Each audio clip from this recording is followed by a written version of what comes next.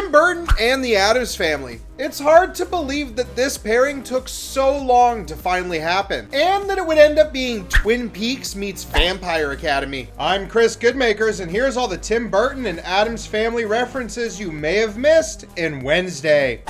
Like any good small mountain town with a creepy supernatural secret, Jericho Vermont has a cute little coffee and pie shop.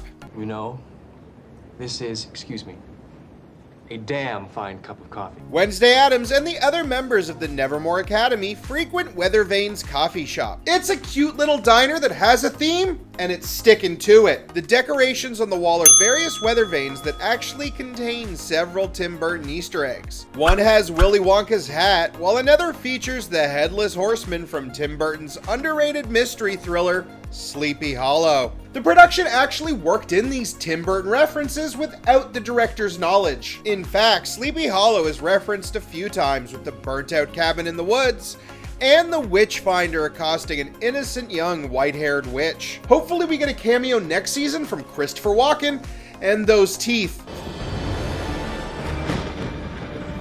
The town of Jericho has a few tourist attractions, but I guess none are as pivotal to the economy as Pilgrim World. The historical theme park is full of replica stockades, costumes, and anachronistic fudge. Fudge with a yes, 258. Ja, det speter erfunden.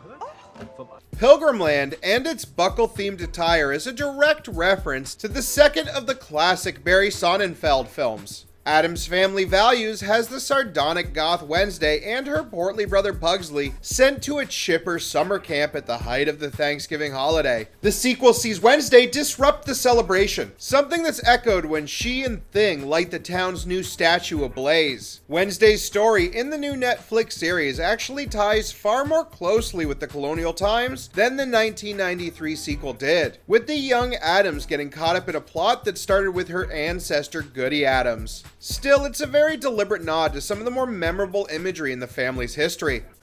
Nevermore Academy has a lot of activities available for its supernatural students. There is canoeing and swimming.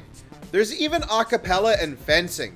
Wednesday tries a few of them out, mostly to prove she's better at them than the dead-eyed Bianca. However, there is one activity that is a clear reference to a former pastime of the dour daughter of Gomez and Mortica. Wednesday has a history with a bow and arrow, and especially when it comes to practicing on her brother Pugsley. Her skill with archery comes as a direct reference to the classic 90s movies, where she also wielded the ancient weapon. She was trying to recreate the famous William Tell folktale, but has some strange ideas about the placement of the apple. Actually, while I mention that, the first Addams we see besides the show's titular character is her younger brother Pugsley. Wednesday's put-upon sibling has found himself stuffed in a locker like so many mill houses before him. In fact, that's not the only stuffing that's happening.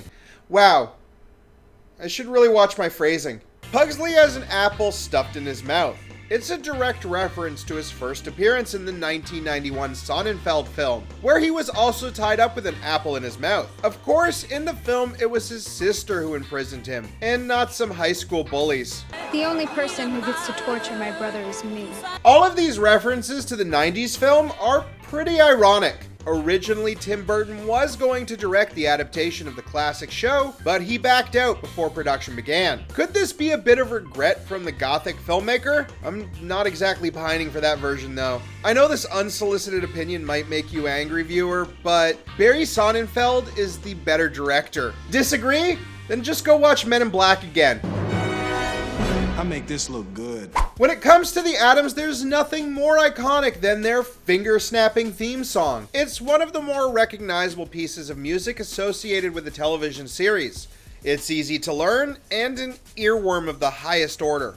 Despite Wednesday having her own title track that Netflix captions describe as jauntily macabre theme music, the classic track gets a few nods. The first episode has Wednesday and her new friend Tyler echo the theme song with the words kooky and spooky. You're just kind of kooky. I prefer spooky. There's also the code used on the secret entrance, which is a very distinct set of finger snaps. I'm sure the series is saving a rendition of the classic theme song for a future episode, but for now it's hard not to have some kind of reference to one of television's most important theme songs. Now if they can just find a way to incorporate MC Hammer's Addams Family groove into a future episode, I'll die happy. While we're at it, why don't we bring back Hammer Pants too? They were comfortable and stylish. Doo-doo. Hammer time. The students of Nevermore are mandated into some local community outreach. It's an attempt by the school to make the locals less afraid of the teenagers filled with raging hormones that also have the ability to turn people into stone. Yeah, I see no flaws with this plan whatsoever. One piece of outreach has werewolf Enid trying to impress her crush with her dead animal cleaning skills. The rodent taxidermy was created to specifically reference several of Tim Burton's works, including Edward Scissorhands. There's also a reference to another work of longtime Tim Burton collaborator Johnny Depp with the Freddy Krueger mouse. Tim Burton never directly made a nightmare film, but Beetlejuice was close enough.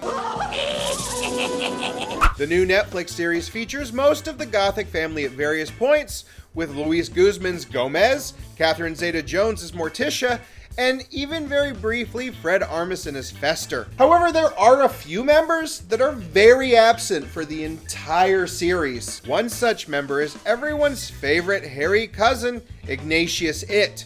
The 3-foot-tall walking mound of hair is seen on and off throughout the franchise. Well, the extended family member does get a small cameo in the form of a painting in the secret library. We'll have to wait to see if Cousin It makes a proper appearance. The chittering mound of hair is often a source of humor and fun in the franchise, especially if he brings his wife along. Well, actually, now that I bring her up, when Wednesday finds herself in the elite school of monsters and magic known as Nevermore Academy, she is told that she will be living in Ophelia Hall. Ophelia is the one who herself after being driven mad by her family, correct? While the young Addams girl refers to the classic work by William Shakespeare, the actual namesake of the hall is someone much closer to her. Ophelia Frump is actually the older sister of Morticia Addams. Despite looking very similar to her sibling, she is very different. She is mostly happy and outgoing in a very love child sort of way. However, she harbors a depressive streak that rivals even her vampire-like sister. She also has a long history with the Addams, eventually marrying Cousin It after being formally engaged to Gomez in an arranged marriage. What can I say? She's into guys with facial hair, or guys who are mostly facial hair.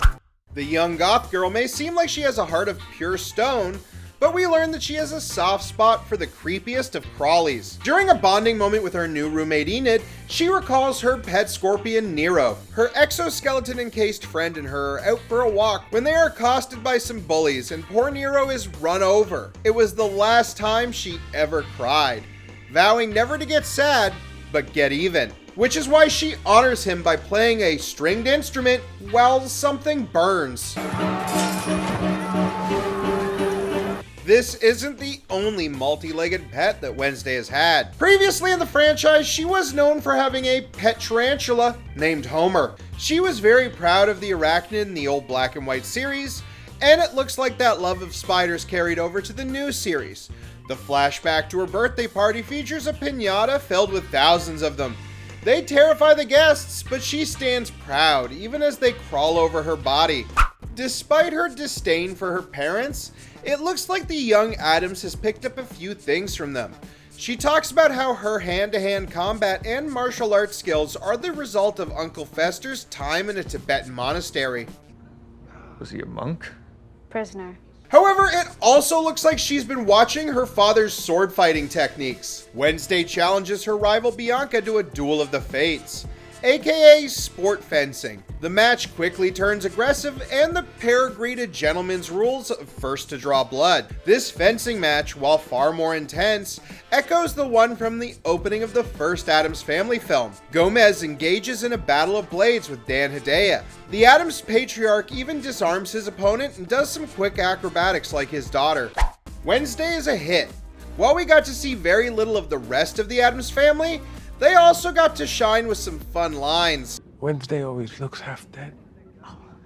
The hit series hasn't been renewed for season 2 as of this writing, but I doubt Netflix would throw away something with this much positive buzz and viewership.